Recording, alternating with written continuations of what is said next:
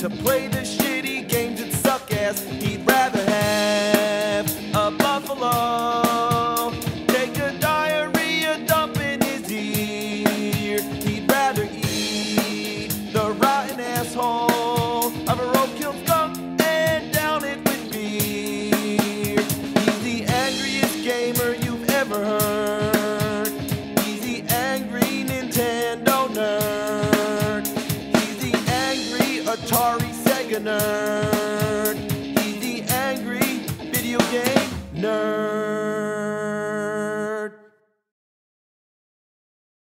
I've done that one. Let's see. Shitty. I've done that one too. Shitty games. This one looks pretty shitty. Yeah, it's shitty. Just flying around shooting frogs and bubbles in space. Oh, that's not enough material to work with. I'm moving on. Here's one. Yay, this sucks. Kid Nicky's jumping around like he's on the moon. It's ass, it's ass. Nah.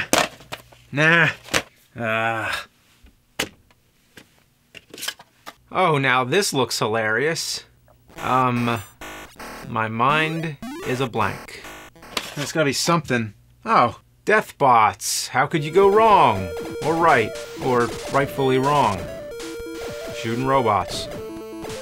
Okay, I got it. Mad Max. It was made by Mindscape, proving that not every NES movie-based game was made by LJN. See, LJN was like a cat, and the NES library was its litter box. When the litter box gets too shitty, the cat shits somewhere else. Now I'm on track. Well, you drive around, you run around shooting people, you drive, shoot, buy stuff, drive and shoot. I wish it were LJN because they would have given me more to talk about.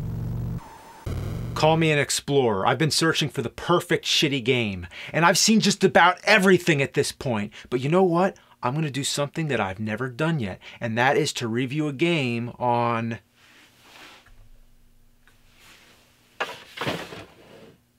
the Turbografx 16. Holy shit.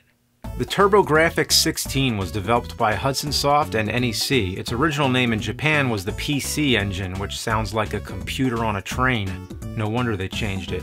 The games came on cards, which was unique.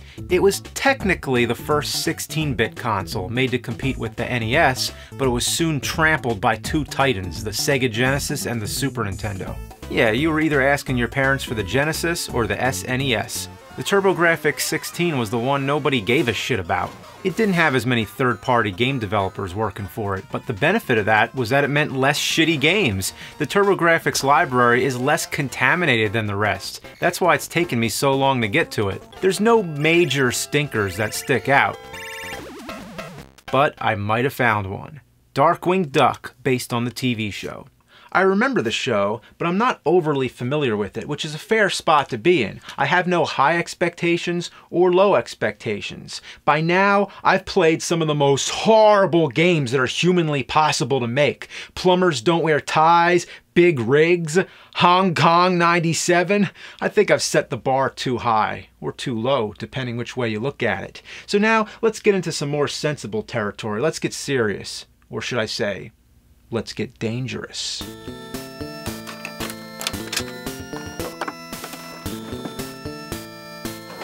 Ah, fuck. You son of a bitch. You piece of dog shit.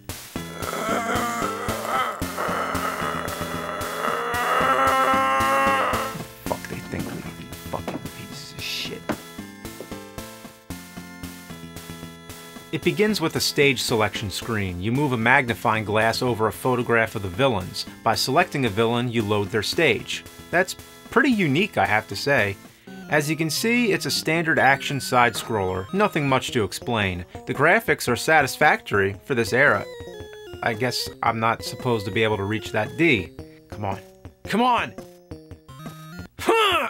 Figured I could get a running start, but that doesn't work. Great, the game just began and they tease you with an item that you can't get. There's gotta be a way. Oh, I see, you bounce on the skateboarding penguins' heads.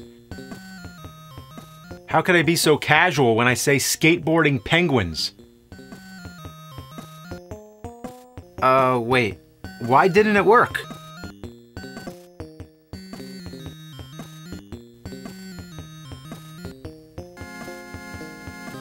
What, was it a fluke the first time? Oh, maybe I bounce on this thing? Nope. It's not like I have to get the D. I don't even know what it does, but it pisses me off. I feel like an ass. I can't let that go. I feel like I've been fooled. It's like a test from the game programmers, a challenge. Like, you put that D there, and I'm gonna figure out how you intend I get to it. I believe this is possible. All I gotta do is bounce on one of these penguins. Why would it be so difficult? You know why? The penguins don't come when you're anywhere near the D. No, you gotta walk way out there before they start coming, and at that point they're so fast you lose them. Ah, I'll stun them with my gun, then bounce off them. I just gotta get one of them over to the D. Fuck. I give up. There's a whole game ahead of me. Fuck the D. The D can suck my dick. I have to mention, the controls are very delayed. You'd never know just by looking at it. No, you'd have to play it for yourself. Or, how about listen to me hit the button? You hear that? That's how delayed it is. Okay, here's Tuscarnini. Immune to gunfire, apparently. I suppose I have to jump on him or over him. And that's so convenient when you're going uphill. No! Oh, I have an idea. Nope. Gotta admit, it was a pretty smart idea. I accept that I have to take a hit. Can I just get past him? Whew, thank God. Oh, no! I've been playing on normal mode. I'm changing it to easy. Huh, easy and normal. Should be called hard and fucking bullshit. Is this guy gonna die or what? Finding ammo isn't that common, and I just wasted it all on one guy. What a shitload of fuck. Here's the final showdown with Tuscarnini. Okay, so the idea is to jump on him. I did it once, why can't I do it again?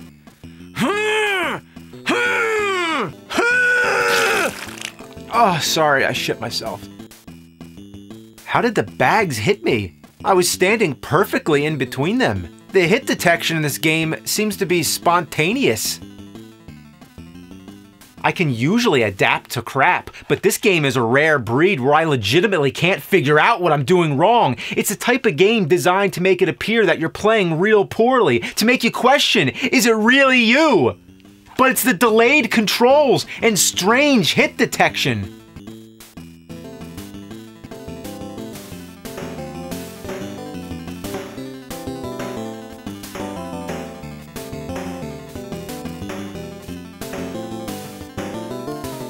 Now all of a sudden it worked? Nothing has any rhyme or reason. Things go on diagonal slants so you can't tell what part you're allowed to jump on. Hazardous objects still harm you even when you clearly jump over them, as if there's some kind of invisible electric barrier around them. Don't you think there'd be a reason why the window is broken? Doesn't it look like I can hop down there? How about hanging on the power lines? Darkwing is actually reaching up as if he could grab on, but it never happens. It messes with your mind. It's a psychological sucker front, a facade. It's the equivalent of an open door that you can't go in. Another brain teaser they throw at you is this puzzle. As you progress in the game, you get more pieces of the puzzle to work with. The annoying part is that they put two characters behind the puzzle, so sometimes I can't tell if I'm looking at the puzzle or at a piece of the background. Just have a flat color! Jeez, is it fucking rocket science? Oh, look at all those goodies up there. Jump on the bat. Jump on the bat! I give up. What a kick in the ass. What kind of game is this where you can sometimes jump on things and other times can't? So much shit coming at me. So much shit!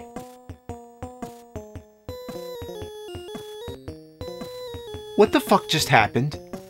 It's like you make one wrong step, you go to the dungeon, bitch! What is this thing anyway? A pizza that turns into a capybara? You can't duck and shoot. Great. Well, at least you can duck. You are a duck. I don't know what kind of fucked up duck can't fucking duck. Get up there. Get up there! Get the fuck up there!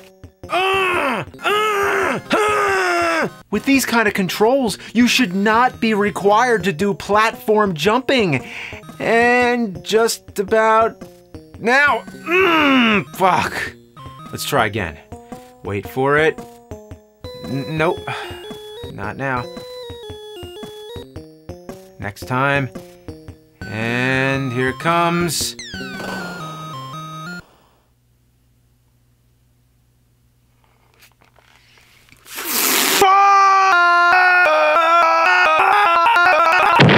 If you stand still for too long, a safe drops on you. Like the game is saying, fuck you. Might as well just be a giant middle finger, and it should be the only part of the game in 3D. Put on your 3D glasses, get ready, set, fuck you, kids! This could have been a decent game. Darkwing Duck is not one of those concepts that's doomed from the start. The show had elements of action, crime solving, and humor. It's been done well before. There's an NES version which was basically like Mega Man, but with a duck. It was made by Capcom, who of course made the Mega Man games, and DuckTales. Those all turned out great. So what happened here? The control isn't just bad, it's uniquely bad in an indescribable way. Every game with bad control has its own feel, its own identity. Making bad games is an art form. It's a delicate recipe. Some are worse than others. It might be a massive truckload of elephant shit or a pellet of bird poop. To explain exactly how bad it is, I've invented the shit scale. It begins with games that are debatably bad, somewhat good games with serious flaws, not part of the turd crust but well within smell range. Then you get to the high level of shit contamination, games that are possible to play but nobody in their right mind would. Then you get into the very high category, which encompasses the majority of LJN games. This is where you could still survive, but you'd come out traumatized. For life. Next is the severe zone. This is for masochists only. These are games that could kill a person. Stay away. Don't even think about it. Then we have Dr. Jekyll and Mr. Hyde. Enough said. Finally, at the extreme end of the scale, major code red, we have games that don't even qualify as games at all. They shouldn't even be on the scale, but they are. And that's so you know to beware. Never play them, never talk about them. So where does Darkwing Duck fall on the scale? I'd say somewhere around here.